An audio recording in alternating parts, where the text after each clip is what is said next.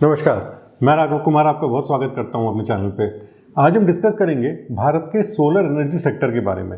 इस सेक्टर में ऐसी कौन सी टेलविंड्स हैं जिसकी वजह से आने वाले समय में ये सेक्टर एक बहुत बड़ा रूप ले सकता है। Personally speaking, solar sector one of my favourite sectors में से एक है। मुझे ऐसा लगता है कि डिजिटल रिवोल्यूशन के बाद सोलर रिवोल्यूशन एक बहुत बड़े रूप में इन्वेस्टर्स के लिए अपॉर्चुनिटी बन सकती है। इस सेक्टर में मैं पर्सनली भी इन्वेस्टेड हूँ, इसलिए इस वीडियो में इस बात का ध्यान रखिएगा।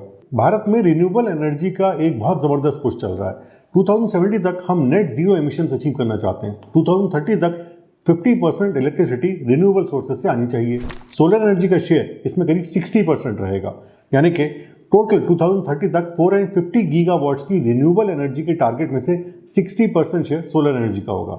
अगर हम करंट स्टैटिस्टिक्स की बात करें तो total solar installed capacity 90 gigawatts के ऊपर जा चुकी है, जो कि भारत की पावर कैपेसिटी का 20% है। 44% टोटल रिन्यूएबल कैपेसिटी हम अचीव कर चुके हैं। यूटिलिटी स्केल प्रोजेक्ट्स भी डोमिनेट कर रहे हैं। रूफटॉप सोलर 14% अचीव कर चुका है। पिछले 10 सालों में सोलर कैपेसिटी 26 टाइम्स बढ़ी है। 2023 में 7.5 गीगावाट सोलर एनर्जी ऐड हुई थी। जनवरी 2024 के बाद 9 गीगावाट इंस्टॉल हो चुके हैं। जनवरी से सितंबर तक पिछले साल देखा जाए तो 16.4 गीगावाट एडिशनल कैपेसिटी इंस्टॉल हुई थी। ईयर ऑन ईयर ग्रोथ करीब 167% की थी। 2024 के थर्ड क्वार्टर में 3.5 गीगावाट की सोलर कैपेसिटी इंस्टॉल हुई थी, यानी कि 78% का ईयर ऑन ईयर जंप था।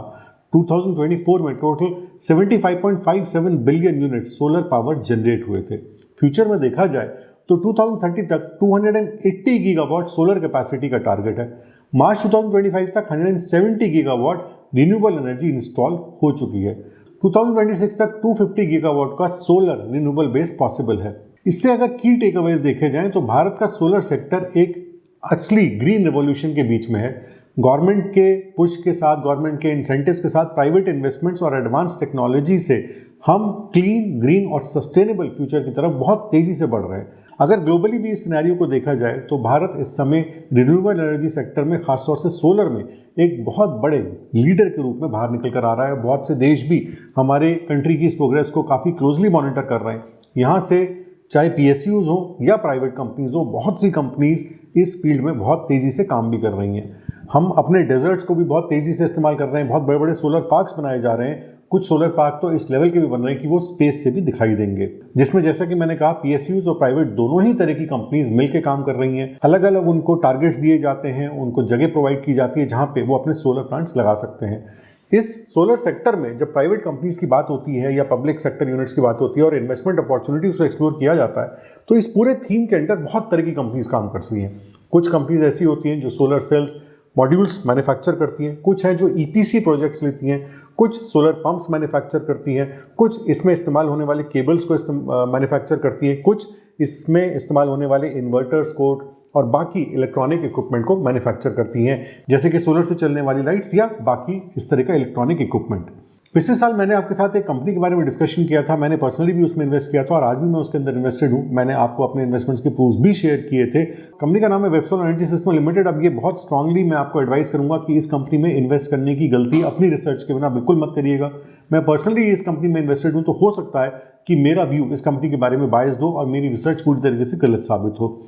वेबसॉल एक पायनियर है जो कि इंडिया के सोलर फोटोवोल्टेक मैन्युफैक्चरिंग इंडस्ट्री में काम करती है। ये कंपनी करीब 30 साल से काम कर रही है। ओरिजिनली एक एक्सपोर्ट ओरिएंटेड यूनिट से शुरुआत हुई थी। वेस्ट बंगाल गवर्नमेंट की वेबल और इटली की हिलियोस टेक्नोलॉजी के साथ मिलकर इस कंपनी ने अपने काम को आगे बढ़ाया। आज ये कंपनी सोलर इनोवेशन और मैन्युफैक्चरिंग में काफ़ी सारे अचीवमेंट्स भी कर चुकी है। काफ़ी बड़े इनके एक्सपेंशन प्लान्स भी हैं। अगर इनकी फैसिलिटीज़ का ओवरव्यू देखें तो करीब 600 मेगावाट्स का automated PV cell line already commission हो चुकी है, यानी कि फेज 1 में कमीशन हो चुका है। 550 मेगावाट्स की automated PV module production line भी कमीशन हो चुकी है। ये सब कुछ वेस्ट बंगाल के पाल्टा सेज में है, यानी कि स्पेशल इकोनॉमिक जोन में है। प्रोडक्ट पोर्टफोलियोज में जैसे कि मैंने बताया सोलर सेल्स मैन्युफैक्चर करते हैं, जिसमें मेनली मोनो ERC टेक्नोलॉजी का इस्तेमाल किया जाता है। करीब 23.2% एफिशिएंसी के साथ ये सोलर प्रोडक्शन, एनर्जी प्रोडक्शन करते हैं। पुरानी माइक्रोक्रिस्टलाइन 158 mm के वेफर से निकल के ये 182 mm और 210 mm के वेफर्स को यूज़ कर रहे हैं। सोलर मॉड्यूल्स में भी काफ़ी हाई एफिशिएंसी अचीव कर चुके हैं। इंडिया के अलावा इंटरनेशनल मार्केट्स में भी कंपनी अपना काम कर रही है। अगर हम टेक्नोलॉजी और इनोवेशंस की बात करें तो माइक्रो क्रिस्टलाइन से मोनो पीआरसी की तरफ शिफ्ट हो गए, सेल एफिशिएंसी को बढ़ाकर 18.9% से 23% के ऊपर पहुंचाया और अभी टॉपकॉन टेक्नोलॉजी में भी काम करें। टॉपकॉन एक बड़ी ज़बरदस्त टेक्नोलॉजी है और अगर वो सच होती है तो उसमें 25% से ज़्यादा की एफिशिएंसी अचीव होती है। एक्सपेंशन प्लान्स भी कंपनी के अच्छे हैं। फेज 1 कंप्लीट हो चुका है जिसमें 600 मेगावाट की mono PRC bifacial cell line इन्होंने कमीशन करी थी और 550 मेगावाट की मॉड्यूल लाइन कमीशन करी थी। मॉड्यूल प्रोडक्शन भी शुरू हो चुका है। फेज 2 ऑनगोइंग है और एडिशनल 600 मेगावाट की सेल लाइन इंस्टॉल हो रही है। जुलाई 2025 तक एक्सपेक्टेड है कि इसका कमर्शियल ऑपरेशन शुरू हो जाएगा। इसमें करीब 220 करोड़ रुपीस का एक्सपेंडिचर हुआ था जो कि इंटरनल और इंस्टीट्यूशनल फंडिंग से अचीव किया गया था। फेज 3 भी कंपनी ने प्लान करा। ये भी एक ग्रीनफील्ड प्रोजेक्ट है और जॉइंट वेंचर या एक होली ओन्ड सब्सिडरी जैसे भी कंपनी डिसाइड करेगी उसके हिसाब से फेज 3 का प्रोजेक्ट आगे बढ़ाया जाएगा।